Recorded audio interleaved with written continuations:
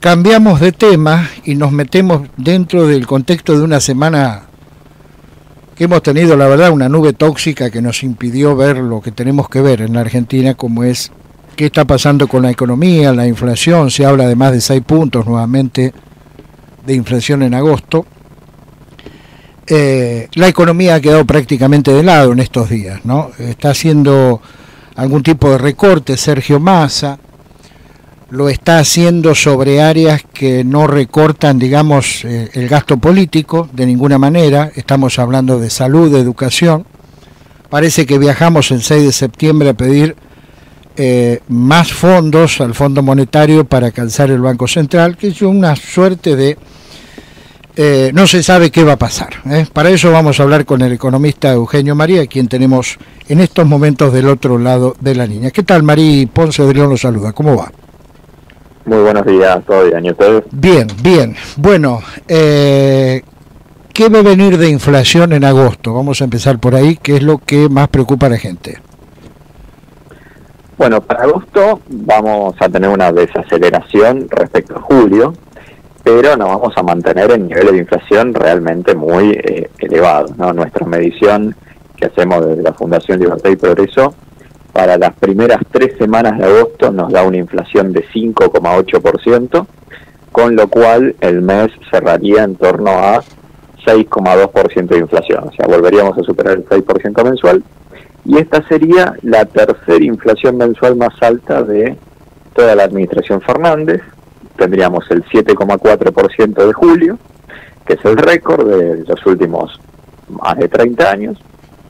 Luego tendríamos la inflación de marzo, ese que quedó, aparece en la historia, de 6,7%, y luego tendríamos la de agosto, que estaría por encima del 6%. Hay que tener en cuenta que estamos hablando de niveles de inflación anualizados que están en 3 dígitos, ¿no? Con lo cual nos mantenemos en niveles de inflación que, si bien probablemente se presenten como un éxito, que la inflación se desacelera, son realmente muy preocupantes. Bien. La llegada de Massa, mientras se habla absolutamente de otros temas hoy en el país, por lo menos desde los medios, y hay mucha gente interesada en lo otro y no en lo importante, dio hasta el momento un patear para adelante la deuda en pesos. Veremos qué hacemos el año próximo.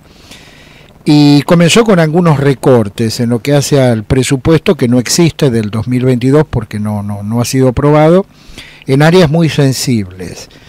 ¿Qué perspectivas le ve a todo este trabajo iniciado aproximadamente desde hace un mes por parte del expresidente de la Cámara de Diputados?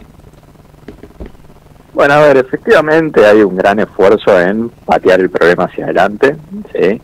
Primero se hizo un canje de bonos que de alguna manera fue positivo para despejar el panorama de cortísimo plazo, ¿sí? No tenemos que olvidar, en septiembre había vencimientos por montos de prácticamente 1 billón de pesos, que eran realmente un problema para el gobierno, con lo cual el canje de bonos y patear vencimientos para mediados del año próximo fue una solución de cortísimo plazo. El año que viene tendremos el mismo problema. Luego tenemos al Banco Central vendiendo futuros como si no existiese un mañana. Tienen más de 7.000 millones de dólares vendidos en dólar futuro. Perdón, cuando hablamos de dólar futuro, ¿de qué futuro estamos hablando? Hablemos de tiempos.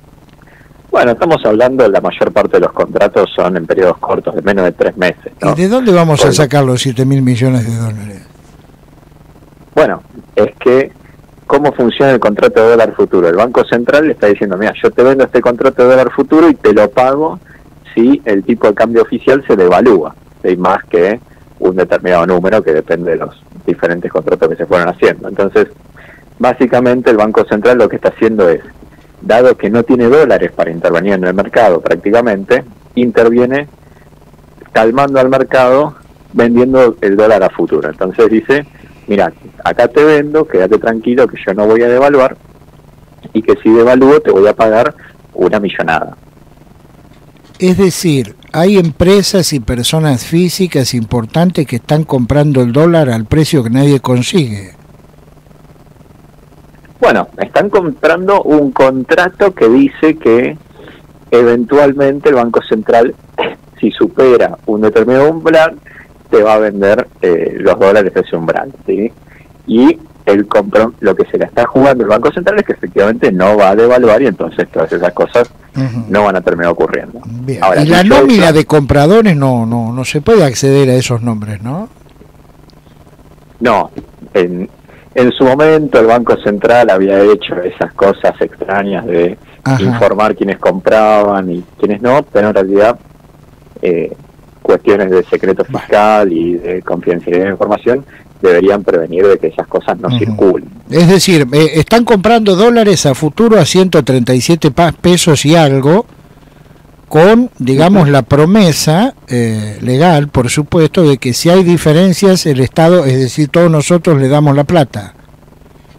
Claro, exactamente, y que esas diferencias obviamente se van a cubrir eventualmente, si existen, con emisión monetaria, ¿no? Bueno, ya más que bicicleta es una moto esto. Por eso decía, estamos realmente pateando los problemas hacia adelante con todo lo que tenemos, ¿sí? Incluso, vos mencionabas muy bien el recorte presupuestario que hizo Massa en esta semana, ¿sí? De los famosos 128 mil millones de pesos. Ahora, si vemos ese recorte con detalle, nos encontramos que lo que más se recortó son las transferencias a fondos fiduciarios, ¿sí? Por ejemplo, el Fondo Nacional de Desarrollo Productivo, el Fondo de las Ciencias, y en fin, diferentes fondos que administran los ministerios, y que entonces en realidad lo que puede hacer el gobierno es lo siguiente: dado que son fondos, en lugar de transferirles para que gasten, es usar los ahorros que tengan disponibles los fondos, o sea, seguir consumiendo stocks. Nuevamente insostenible, ¿sí?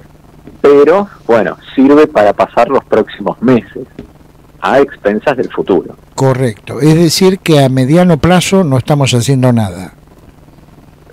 A mediano plazo seguimos con los mismos desequilibrios, y tal vez la única medida que hoy por hoy tiene un impacto que uno diría de más mediano plazo ha sido la quita segmentada de subsidios, que realmente fue una medida tan oscura, complicada, difícil, que nadie termina de entender ni siquiera cuánto ahorro fiscal más o menos va a ser.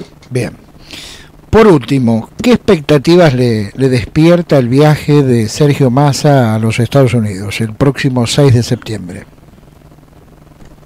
Bueno, el viaje tiene básicamente un objetivo, ¿no? Que de vuelta es pensando en la urgencia de cortísimo plazo, que es que existan desembolsos de dólares, de divisas, para atajar los problemas que tiene el Banco Central de reservas de cortísimo plazo.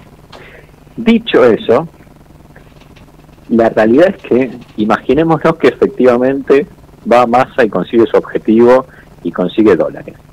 Bueno, eso básicamente es deuda. Entonces, la pregunta es, ¿vamos a seguir endeudando al Estado argentino, un Estado que ya está quebrado? Y si lo hacemos, ¿para qué lo vamos a hacer? ¿Para seguir gastando en temas improductivos que no hacen al crecimiento a mediano plazo o para qué? Y ahí es donde aparecen todas las dudas y todas las alarmas, porque si realmente vamos a Estados Unidos a pedir plata, imaginémonos que la conseguimos, ¿no? Que sería ya una cuestión, sería un montón. Pero imaginémonos que eso ocurre.